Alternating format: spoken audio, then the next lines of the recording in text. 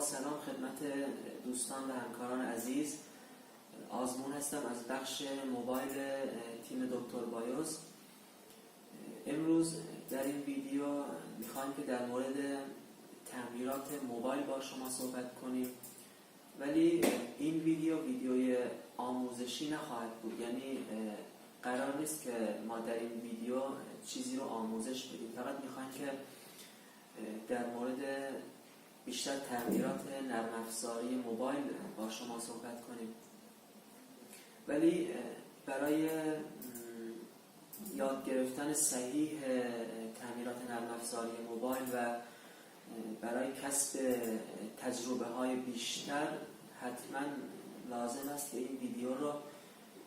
با دقت ببینید و بهش گوش کنید تا در آینده باعث کسب تجربه های بیشتری بشه، زیادی بشه. در مجموع ایراداتی که برای یک گوشی هوشمند پیش میاد، برای یک دستگاه هوشمند پیش میاد، مانند گوشی موبایل و یا تبلت، به دو بخش کلی تقسیم میشن. یکی ایرادات نرم افزاری هستن، بخش دیگه هم ایرادات سخت افزاری هستن که ما هنگامی که این دستگاه به ما مراجعه میشه باید قدرت تشخیص این رو داشته باشیم که بفهمیم این مشکلی که برای ما اومده نرم افزاری هست یا سخت افزاری. البته بعضی از مشکلات هم هستن که تشخیص اون ممکن نیست. یعنی هنگامی که در واقع مشتری برای ما مراجعه میکنه، در همون نگاه اول نمیتونیم که بعضی از ایرادها رو تشخیص بدیم که این ایراد سخت افزاری است یا نرم افزاری. حالا برای شما مثال میزنم. مثلا یک گوشی هواوی برای ما میاد، مانند Y600 UB است یا G610 UB است، برای ما مراجعه میکنه که مشکل هنگی روی لوگو رو داره و ما خب طبیعتا نمیتونیم اینو به راحتی تشخیص بدیم که این مشکلش نرم افزاری هست یا سخت افزاری. به خاطر همین باید در مرحله اول روی اینجور مدل ها، روی اینجور مشکل ها اول ابتدا به صورت نرم افزاری کار کنیم. یعنی گوشی رو اقدام به فلش کردن کنیم که اگه بعد از فلش کردن همچنان مشکلش پابرجا بود یا اینکه اصلا به هنگام فلش کردن با ارورهای زیادی مواجه شدیم و تمامی ترفندهای ممکن رو هم رفتیم ولی باز هم جواب نگرفتیم، خب میتونیم که نتیجه بگیریم این مشکل سخت افزاری هست و روی قسمت‌های سخت افزاری این دستگاه کار کنیم. حالا تا اینجا خیلی از شماها بلد بودید، میدونستید به خوبی این موضوعاتی رو که گفتم رو میدونستید. حالا بخش نرم افزار، بخش مشکلات نرم افزاری به چند بخش اصلی تقسیم میشه. مانند بخش فلش کردن، یعنی مشکلاتی هستن که با فلش کردن با رایت رام رسمی اون ایراد رو حل میکنیم. بخش FRP هست، بخش ترمیم سریال و بیسباند هست، بخش ترمیم بوت هست و بخش روت کردن هستش که البته میتونه بخش‌های دیگه هم داشته باشه، ولی این چند تا موردی که گفتم بخش‌های ایرادات اساسی یک موبایل هستند که برای یک دستگاه پیش میاد. در مورد هر کدوم از اینها یک توضیح خیلی کوتاهی رو میگم. توضیح کاملش رو میذاریم برای ویدیوهای آینده، برای مقاله های آینده، ولی در این بخش برای آشنایی بیشتر شما یک توضیحات خیلی مختصری رو بهتون میگم که فقط آمادگی داشته باشید، فقط محض آشنایی. فلش کردن موبایل دقیقا مثل تعویض ویندوز در سیستم های ویندوزی هستش که ما سیستم عامل جدیدی رو روی اون دستگاه رایت میکنیم، روی گوشی یا روی تبلت رایت میکنیم که اون سیستم عامل میتونه که هم نسخه هم ورژن همون ورژنی باشه که روی دستگاه وجود داره. مثلا دستگاهی که ما داریم اندروید 5 هست و ما هم اندروید 5 رو روی دستگاه رایت میکنیم و در واقع گوشی رو فلش میکنیم و میتونه که این فلش کردن یه جورای آپدیت هم باشه. مثلا گوشی که یا تبلتی که دست ما هست اندروید پیشفرزش، اندرویدی که روی گوشی هست اندروید 5 هست و براش اندروید 6 و 7 هم اومده، 6 و یا 7 هم اومده و ما با دانلود کردن اندروید نسخه بالاتر این مدل میتونیم که اون نسخه از اندروید رو، اون نسخه از فایل فلش رو روی گوشی رایت کنیم و همین امر باعث بشه که گوشی ما آپدیت بشه. برای حالا در چه مواقعی یک گوشی رو فلش میکنیم؟ در مواقعی که گوشی هنگ کرده، یعنی خیلی کند عمل میکنه و با ریست فکتوری هم اون مشکل حل نشده. نکته دوم گیر کردن روی لوگو هست که گوشی یا اون تبلت روی لوگوی شرکت خودش گیر کرده و ما مجبور هستیم که گوشی رو فلش کنیم. مورد بعدی مورد ارورهای متوقف شده است هست که به عنوان مثال ما روی دستگاه خودمون ارور متوقف شدن دوربین، متوقف شدن سیستم اندروید و غیره رو داریم که این مورد هم با ریست فکتوری حل نشده و ما مجبور هستیم که سیستم عامل گوشی رو عوض کنیم، یعنی در واقع فلش کنیم. مورد بعدی ریستارت شدن پیاپی دستگاه است، یعنی ما یک دستگاهی رو داریم که دائما در حال ریستارت شدن روی لوگو هست، یعنی گوشی کامل میاد بالا، چند ثانیه بعد دوباره خود به خود ریستارت میشه که در این موقع میتونه که این مشکل از نرم افزار باشه و با فلش شدن اون مشکل حل بشه و از این قبیل مشکلات که ما باید گوشی رو فلش کنیم. مورد بعدی مورد FRP هست، فکتوری ریست پروتکشن یا همون FRP در اندروید های 5.1.1 و بالاتر روی دستگاه های اندرویدی تعبیه شده که در واقع شرکت گوگل این عمل رو انجام داده، این امنیت رو برای دستگاه اندرویدی گذاشته که به این صورت هستش که ما یک دستگاه اندرویدی رو داریم که نسخه اندرویدش 5.1.1 و بالاتر هستش و روی اون دستگاه جیمیل وارد شده، یعنی در قسمت حساب ها جیمیل براش وارد شده و هنگامی که ما میان گوشی رو فلش میکنیم یا هنگامی که ما میان گوشی رو ریست فکتوری میکنیم یا تبلت رو ریست فکتوری میکنیم، به هنگام بالا اومدن دستگاه این دستگاه از ما رمز جیمیل رو میخواد، یعنی همون جیمیل و رمزی که قبل از ریست شدن یا قبل از فلش شدن روی دستگاه بوده و تا هنگامی که ما جیمیل و رمز رو به درستی وارد نکنیم گوشی یا اون تبلت بالا نمیاد و ما مجبور هستیم که با روش‌های مختلف دستی اقدام به دور زدن این امنیت کنیم یا اگر هم باکس های تعمیراتی موبایل رو داشتیم میتونیم که با استفاده از باکس های تعمیرات موبایل خیلی راحت تر این مشکل رو حل کنیم. مورد بعدی مورد ترمیم سریال و بیسباند هستش که این مشکل برای دستگاه اندرویدی پیش میاد. حالا شاید برای شما سوال باشه که در چه مواقعی این مشکل برای دستگاه پیش میاد. باید بگم که هر عملیات نرم افزاری ناموفق مانند فلش کردن، روت کردن و یا غیره که ناموفق باشه میتونه که باعث ایجاد مشکل سریال و بیسباند بشه. مثلا مثال میزنم، ما داریم گوشی رو فلش میزنیم، وسط کار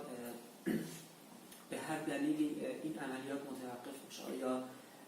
برق لپتاپمون قطع میشه یا کابلمون جدا میشه، به هر دلیلی این عملیات قطع میشه و در این مواقع احتمال اینکه برای دستگاه مشکل سریال و بیسباند پیش بیاد هست. مورد دوم به هنگام دانگرید هستش که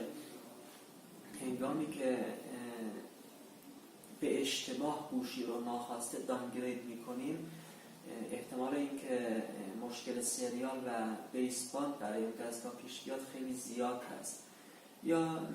به هنگام حتی روت کردن اون دستگاه، ما ممکنه که یک دستگاه رو روت کنیم، به درستی هم روت بشه و همون روت کردن اون دستگاه ممکن استش که باعث بشه مشکل سریال و بیسباند پیش بیاد. مشکلی که در مدل مثلا مثال میزنم وای 320 هواوی یا وای 220 هواوی پیش اومده برای ما. یعنی ما گوشی رو برای ترمیم سریال روت کردیم، به درستی هم روت شده، البته به هر دلیلی، البته میگم روت وای 220 رو روت کردیم و همون روت کردن باعث شده که سریال گوشی از بین بره یا بیسباند گوشی از بین بره، در حالی که روت هم به درستی انجام شده بوده. حالا این تعریفی هستش که تعریفی از مشکل سریال و بیسباند هستش که ممکنه برای ما پیش بیاد. مورد بعدی مورد ترمیم بوت هست که برای یک دستگاه اندرویدی ممکنه که مشکل بوت پیش بیاد. حالا اینکه در چه مواقعی این مشکلات پیش میاد و ما چطوری میتونیم از بروز این مشکلات جلوگیری کنیم رو نمیتونیم در این جلسه بگیم، چون خیلی بحث‌های تخصصی هستن و ممکنه که خیلی زیاد طول بکشه. فقط اینها رو دارم میگم همونطور که گفتم، محض اینکه شما آمادگی این رو داشته باشید. مشکل بوت زمانی پیش میاد که ممکنه ما اون دستگاه رو با یک فایل با بیلد نامبر پایینتر، با ورژن پایینتر به اشتباه فلش کردیم و همین امر باعث شده که مشکل بوت پیش بیاد برامون و اون دستگاه کامل در حالت خاموش قرار بگیره و با روش‌های معمول در این حالت نمیتونیم گوشی رو فلش کنیم. یعنی گوشی به محیط دانلودینگ و یا به محیط فست بوت نمیره که ما گوشی رو با روش‌های معمولی، با فایل‌های معمولی فلش کنیم و مجبور میشیم که گوشی رو با روش ترمیم بوت احیا کنیم، زنده کنیم. ولی در جلسه های آینده حتما بهتون آموزش کامل این رو میگیم، یعنی آموزش کامل ترمیم بوت رو بهتون میگیم و حتی بهتون آموزش میدیم که چه اقداماتی رو باید انجام بدید که اصلا به این مشکل بر نخورید. مورد بعدی مورد روت کردن دستگاه هست که ما در چه مواقعی باید گوشی یا تبلت رو روت کنیم و چه کاربردهایی برای ما داره و اینکه با چه روش‌هایی میتونیم گوشی رو یا تبلت رو روت کنیم رو در ویدیوهای آینده سعی میکنیم که بهتون آموزش کاملش رو قرار بدیم، از همون اندرویدهای قدیمی مانند اندروید 4 گرفته تا اندرویدهای جدیدتر مانند اندروید 7، 8 و غیره. سعی میکنیم که آموزش کاملش رو برای شما قرار بدیم و در این جلسه فقط به همین اندازه بسنده میکنیم که روت کردن برای دو نوع از کاربرا مورد استفاده قرار میگیره. یکی کاربرای خانگی هستن که برای کاربرای خانگی یه مدل کاربردی میتونه روت داشته باشه و نوع دوم برای تعمیرکارا هستش که این روت کردن میتونه که برای تعمیرکارای موبایل یک کاربردهای خیلی تخصصی تری رو داشته باشه که ما تمامی این توضیحات رو عرض کردم در ویدیوهای آینده کاملا به شما توضیح خواهیم داد.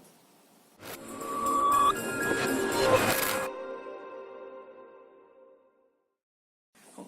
در ادامه بحثمون میخوایم که کمی هم در مورد باکس های تعمیرات موبایل با شما صحبت کنیم، در مورد اینکه یک باکس چه برندهایی رو ساپورت میکنه، ساپورت فایلش چجوریه، امکانات نرم افزاریش چجوریه و محیط کاربری که اون باکس داره چطوری هست. در مورد این مسائل میخوایم کمی با شما صحبت کنیم که شما در خرید باکس تعمیراتیتون خیلی به مشکل برنخورید. اینجا من چند نمونه از باکس هایی که داشتیم استفاده میکردیم رو برای شما آماده کردم. اولین باکسی که در موردش میخوایم صحبت کنیم باکس های ترمیم بوت هستن که باکس های نسبتا زیادی برای این عمل وارد بازار شده، مانند باکس ایزی جی تگ، باکس یو اف آی، باکس مدوسا پرو که اکتیوش داخل اکتاپلاس پرو هست و هر کدوم از این باکس ها هم دارای زیف های متعددی هستند برای ساپورت آی سی های مورد نظر. مثلا به عنوان مثال باکس یو اف آی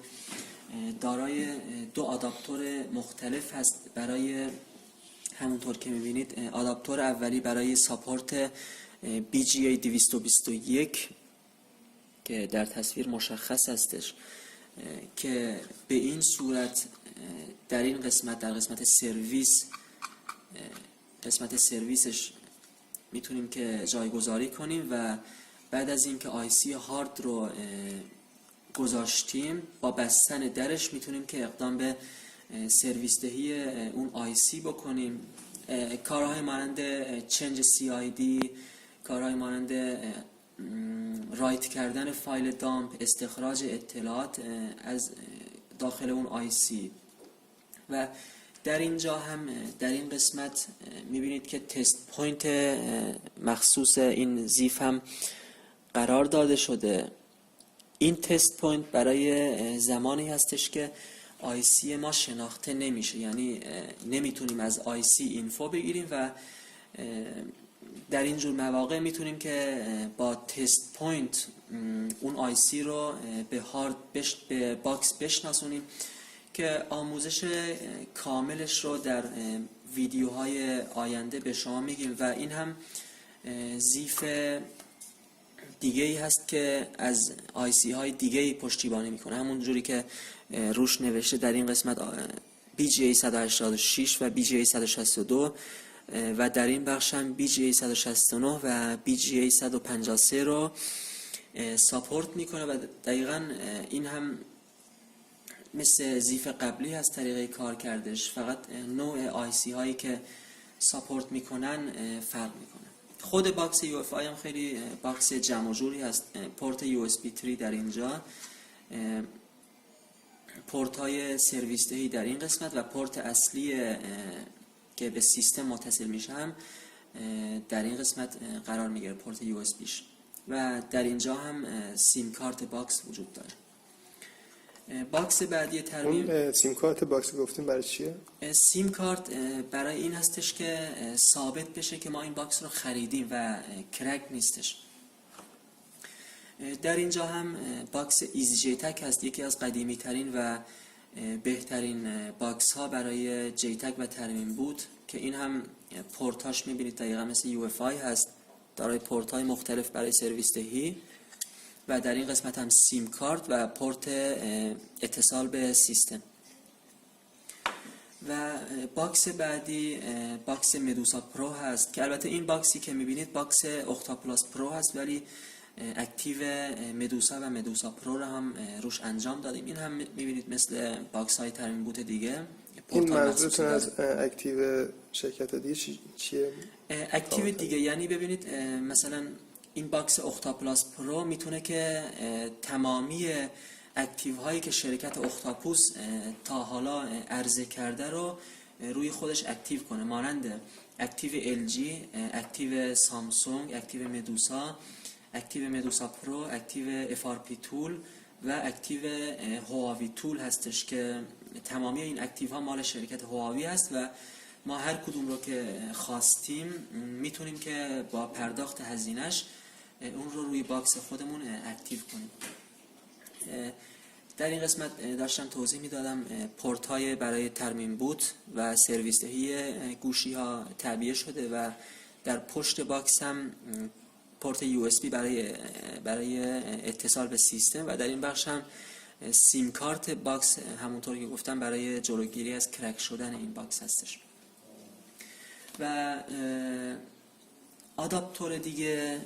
که میخوام بهتون نشون بدم مال ترمیم بوت هستش. این آداپتور مخصوص UFI هست که تمامی باکس ها این آداپتورها رو دارن و ما به عنوان نمونه آداپتور مخصوص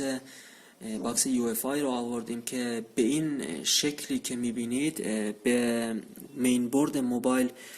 کانکت میشن و میتونیم که عملیات های مانند استخراج اطلاعات، برداشتن پسورد و ترمیم بوت رو انجام بدیم. همونطور که میبینید 6 تا نقطه مختلف داره، نقطه های دیتا، CMD، CLK، GND، VCC، Q و VCC که ما با سیم کشی اینها روی برد موبایل میتونیم که به IC EMMC دستگاه دسترسی پیدا کنیم و عملیات هایی که ما دلمون میخواد و عملیات هایی که لازم هست رو میتونیم به راحتی انجام بدیم. زیف دیگه و آداپتور دیگه ای که میخوایم بهتون نشون بدیم آداپتور ایمیت پرو هست که یکی از آداپتورهای خیلی خوب برای سرویس دهی کارهای عملیات های مربوط به EMMC هستش. میبینید در این قسمت پورت مخصوص به اتصال به ریف 2 و باکس ایمیت هست. در این قسمت پورت مخصوص به متصل کردن ایزی جی تگ. در این قسمت پورت مخصوص به متصل کردن مدوسا پرو و در این قسمت هم پورت مخصوص به متصل کردن به باکس UFI هست و این هم پورتی هستش که با این میتونیم ما خود زیف ایمیت پرو رو بهش متصل کنیم. مثلا IC که من میخوام سرویس دهی کنم BGA 221 هستش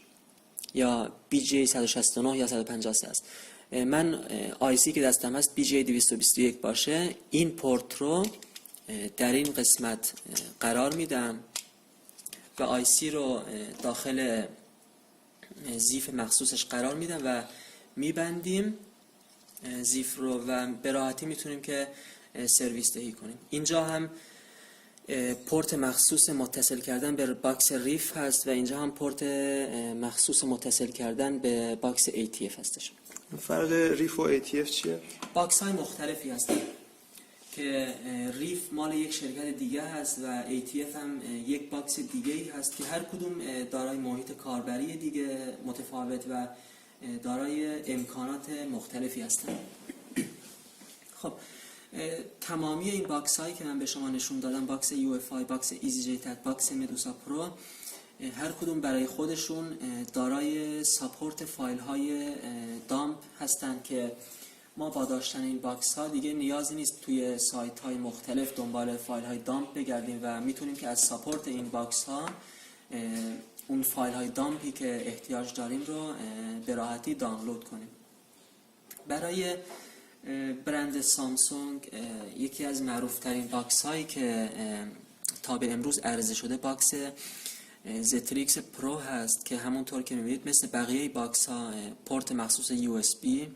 پورت مخصوص متصل کردن به دستگاه موبایل یا تبلت، پورت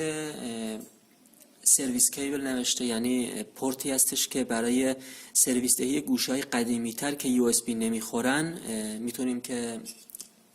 استفاده کنیم. و در پشت باکس هم پورت USB برای متصل کردن به سیستم و در اینجا هم سیم کارت باکس برای جلوگیری از کرک شدن این باکس هستش. این باکس به صورت پیشفرض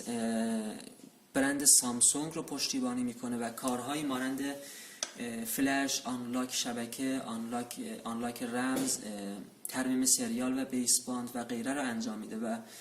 شما تا وقتی که باکستون اکتیو سامسونگ پرو هست به ساپورت این باکس هم دسترسی دارید و نیازی نیست که برای دانلود کردن فایل کامبینیشن یا برای دانلود کردن فایل فلش توی سایت های مختلف بگردید و از ساپورت این باکس به راحتی میتونید خیلی از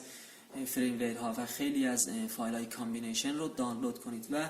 نکته دیگه این که این باکس قابلیت اکتیو کردن LG رو هم داره، یعنی ما با اکتیو کردن قسمت LG میتونیم که تمامی گوشی‌های LG رو سرویس دهی کنیم، مانند برداشتن FRP، برداشتن رمز، فلش کردن، ترمیم سریال و غیره. و همینطور ما هنگامی که بخش LG رو روی باکس زتریکس اکتیو کنیم به تمامی فایل های فلش دسترسی داریم که به راحتی میتونیم خیلی از فایل های فلش تمامی برند ها رو از ساپورت این باکس خیلی به راحتی دانلود کنیم. باکس بعدی باکس مربوط به نوکیا هستش که در این تصویر میبینید باکس ATF و دانگل بست هستش. خب میخوام براتون توضیح بدم که باکس ATF دقیقاً چه برندهایی رو ساپورت میکنه و دانگل بست چه برندهایی رو ساپورت میکنه و همینطور میخوام بهتون بگم که چرا ما باید دوتای این باکس ها رو هم برای سرویس دهی نوکیا داشته باشیم. خب اول از باکس ATF شروع میکنم. همونطور که میبینید دارای دو پورت مختلف برای سرویس دهی گوشی ها هستش و در پشت باکس هم پورت مخصوص USB برای متصل کردن به سیستم وجود داره. خب باکس ATF از گوشی های قدیمی تر نوکیا مانند سری DCT4، سری BB5 و غیره پشتیبانی میکنه و متاسفانه نمیتونه که گوشی های جدید مانند گوشی های اندرویدی نوکیا و گوشی های سری MTK و کوالکام رو نمیتونه سرویس دهی کنه. به خاطر همین ما تقریبا میشه گفت که مجبور هستیم دانگل بست رو هم تهیه کنیم. همینطور که در تصویر میبینید دانگل بست یک ابزار کوچیک سخت افزاری است که در پشت باکس سیم کارت این باکس تعبیه شده برای جلوگیری از کرک شدن و برای اینکه ثابت بشه ما این باکس رو خریدیم. خب دانگل بست گوشی های دقیقاً برخلاف ATF فقط گوشی های جدید نوکیا رو پشتیبانی میکنه، گوشی هایی که جدیداً وارد بازار شدن و با CPU های MTK و کوالکوم هستن، مانند نوکیا 130، نوکیا 108، نوکیا 220 و غیره. و همینطور گوشی های نوکیایی که از سیستم عامل های دیگه استفاده میکنن مانند اندروید، مثلا نوکیا 3، نوکیا 5، نوکیا 7 و غیره، که میتونیم عملیات های مانند فلش، آنلاک و برداشتن پسورد و آنلاک FRP رو با این دانگل انجام. خب دانگل بعدی که میخوام بهتون معرفی کنم دانگل فوریوس گولد هست که این دانگل از خیلی از برندهای موجود در بازار پشتیبانی میکنه، ولی معروف ترین برندی که این دانگل ساپورت میکنه برند هواوی هستش که به پک 7 معروف هست، یعنی به پک 7 فوریوس گولد معروف هست که خیلی از مدل های هواوی رو به راحتی سرویس دهی میکنه. یعنی میتونه که باش گوشی رو آنلاک بوت لودر کنیم، میتونیم ترمیم سریال انجام بدیم، ترمیم شبکه انجام بدیم و خیلی از عملیات های نرم افزاری رو روی هواوی ها انجام بدیم. و همینطور این دانگل دارای یک پک دیگه هست به نام پک رسورکتور که ما با فعال کردن اون پک میتونیم که گوشی های هواوی و تبلت های هواوی رو در حالت فست بوت فلش کنیم. حالا شاید برای شما سوال پیش بیاد که خب این چه کاریه، ما خیلی راحت میتونیم در حالت عادی اون دستگاه رو فلش کنیم، ولی نه اینطور نیست. خیلی از مواقع هستش که برای اون دستگاه، برای اون موبایل یا تبلت یک مشکلی پیش اومده، یک مشکل نرم افزاری پیش اومده که ما فقط به قسمت فست بوت این گوشی دسترسی داریم و مجبور هستیم که فایلمون رو از طریق فست بوت رایت کنیم و اونجاست که اکتیو رسورکتور دانگل فوریوس گولد میتونه که دانگل بعدی دانگل یو اف آی هستش. همونطور که میبینید دانگل مخصوص یو اف آی هست که شما با تهیه دانگل یو اف آی فقط به بخش اندروید تول باکس بخش یو اف آی دسترسی دارید. یعنی با این دانگل شما میتونید که گوشی های سری کوالکام، گوشی های سری MTK، گوشی های سری SPD، میگم گوشی منظور دستگاه هستش، دستگاه های سری اینتل رو سرویس دهی کنید. کارهای مانند ترمیم سریال، فلش، رایت فایل های دامپ رو میتونید که با این دانگل انجام بدید. ولی اون دوستانی که باکس یو اف آی رو تهیه کردن نیازی به تهیه دانگل یو اف آی نیست، چون که اون دوستانی که باکس یو اف آی رو خریداری میکنن به صورت پیشفرض بخش اندروید تول باکس بخش یو اف آی هم برای اونها فعال هستش. در واقع این دانگل ها قفلای سخت افزاری؟ بله درسته، تمامی این دانگل ها و حتی باکس ها به نوعی یه جور قفل سخت افزاری هستن که از کرک شدن اون باکس یا اون دانگل جلوگیری میکنه. دانگل بعدی دانگل BST هست که مخفف Best Smart Tool میشه. Best Smart Tools که از برندهای مختلفی پشتیبانی میکنه. درسته، از برندهای مانند سامسونگ، HTC، MTK، خیلی از اندروید ها، شیائومی، از این برندها پشتیبانی میکنه. منتها با توجه به اینکه قیمت کمی داره این دانگل و خیلی دیر به دیر خودش رو آپدیت میکنه، نباید انتظار زیادی رو از این دانگل داشته باشیم. این کابلی که میبینید کابل مربوط به دانلود مود هست که اون عزیزانی که دانگل BST رو تهیه میکنن و یا اون دوستانی که باکس Z3X رو تهیه میکنن، در پک این باکس و دانگل این کابل وجود داره. یعنی این کابل براشون میاد و کاربرد این هم همونطور که از اسمش مشخص هست، بردن گوشی های سامسونگ، بردن تبلت های سامسونگ به محیط دانلودینگ هست. یعنی یک گوشی شاید دکمه هومش ایراد داره یا یک گوشی سامسونگ یا تبلت سامسونگ دکمه ولوم پایینش ایراد داره یا به هر دلیلی ما نمیتونیم اون گوشی رو، اون تبلت رو به محیط دانلودینگ ببریم، میتونیم که از این ابزار به خوبی استفاده کنیم. روی چه برندی جواب میده؟ فقط سامسونگ هستش. بله فقط سامسونگ رو به محیط دانلودینگ میبره. برای مدل گوشی دیگه چیزی هست؟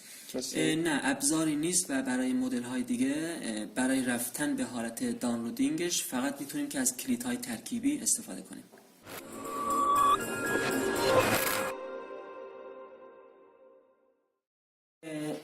ابزار بعدی که میخوایم بهتون نشون بدیم ابزار چیمرا هستش که یک ابزار مولتی برند هست که از برندهای سامسونگ، HTC، هواوی، LG، بلکبری و سری لومیا و همچنین از خیلی از گوشی ها و تبلت های MTK رو پشتیبانی میکنه و طریقه کارش هم خیلی خیلی ساده هستش. یعنی ما فقط کافیه که ستاپ این ابزار رو باز کنیم و بعد از باز کردن گوشی یا تبلت خودمون رو به سیستم متصل میکنیم و همونطور که توی تصویر میبینید نرم افزار ما دستگاه رو شناسایی میکنه و همینطور که در این قسمت مشخص هستش گوشی ما رو شناخته. الان گوشی ما SMG 531H گرند پریم هستش و در این بخش هم اون امکاناتی رو که میتونه روی این گوشی، اون عملیات هایی که میتونه روی این گوشی انجام بده رو به خوبی به ما نشون میده. در قسمت جنرال میتونیم که اینفو بگیریم از گوشی یا حتی ریبوت کنیم. ریبوت تو سیستم یعنی گوشی رو ریستارت میکنه. ریبوت ریکاوری هستش که گوشی رو به حالت ریکاوری میبره و ریبوت تو دانلود هم گوشی رو به حالت دانلود مود میبره. در بخش آنلاک میبینید آنلاک شبکه رو به خوبی ساپورت میکنه، یعنی حتی میتونیم رید کد بگیریم یا حتی میتونیم که مستقیما نسبت به آنلاک شبکه این گوشی اقدام کنیم. در قسمت بکاپ میبینید از قسمت سرت گوشی میتونه رید بگیره، بکاپ بگیره و در این قسمت هم میتونه که روی گوشی سرت رایت کنه و در این قسمت هم عملیات استور و بکاپ و ریستور بکاپ قسمت های امنیتی رو برای ما انجام میده. این قسمت که سرت گفتین اینا رو توضیح میدیم؟ اینو در ویدیوهای آینده، چون قسمت های تخصصی حساب میشن، در آموزش های آینده، در ویدیوهای آینده به صورت اساسی تر و به صورت تخصصی تر خدمت دوستان میگیم. الان فقط آشنایی فعلا فقط محض آشنایی است که دوستان با محیط باکس ها آشنا بشن. در قسمت ریپیر هم میتونید که این مدل گوشی رو روت و یا آن روت کنید و در قسمت ریپیر هم میبینید قسمت ریپیر فعال هستش که میتونید که اقدام به ترمیم سریال کنید. در بخش سافت‌ویر ریپیر و آپدیت هم همونطور که از اسمش مشخص هست میتونید که گوشی رو با روش‌های مختلف فلش کنید. و در بخش بعدی همونطور که از اسمش مشخص هستش بخش FRP و اسکرین لاک هست که شما میتونید که اقدام به حذف FRP این دستگاه بکنید. این بود از معرفی ابزار خیلی خیلی قدرتمند چیمرا که این ابزار بعد از این که دارای ساپورت فایل خیلی قدرتمندی هم است، یعنی ما هنگامی که دستگاه یعنی گوشی یا تبلت رو به سیستم متصل میکنیم میتونیم که فایل های فریم‌ویر مربوط به اون دستگاه رو به راحتی از ساپورت چیمرا دانلود کنیم.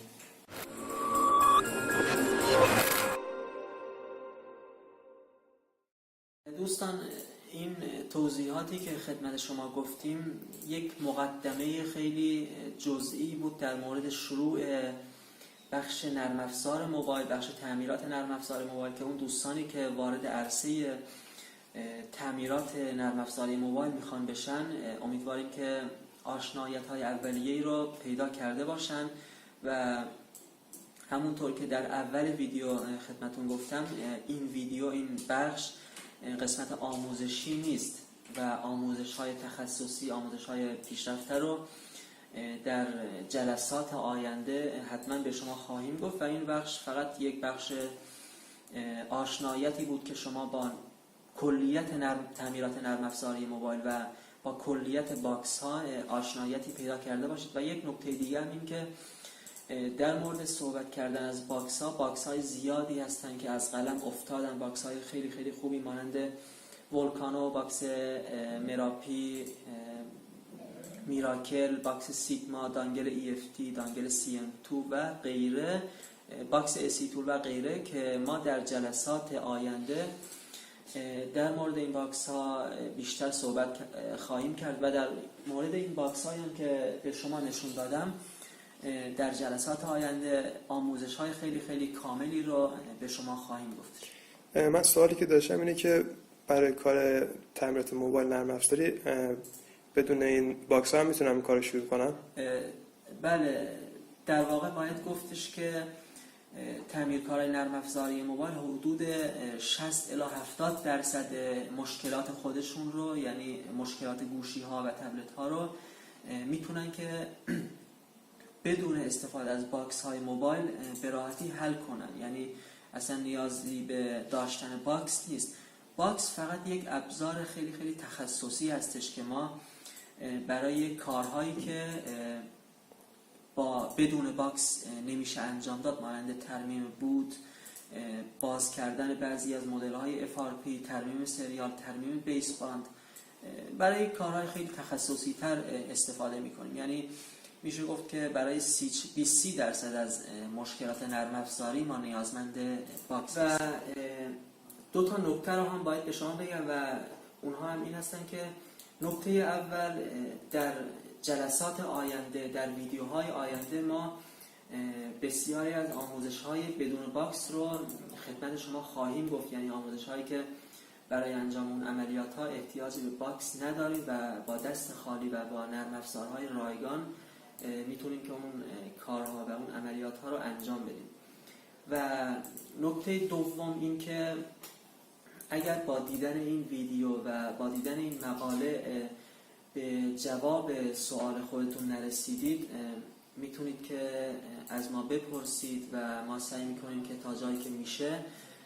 پاسخ سوالهای شما رو به خوبی بدیم. امیدوارم که این ویدیو برای شما مفید بوده باشه و موفق باشید.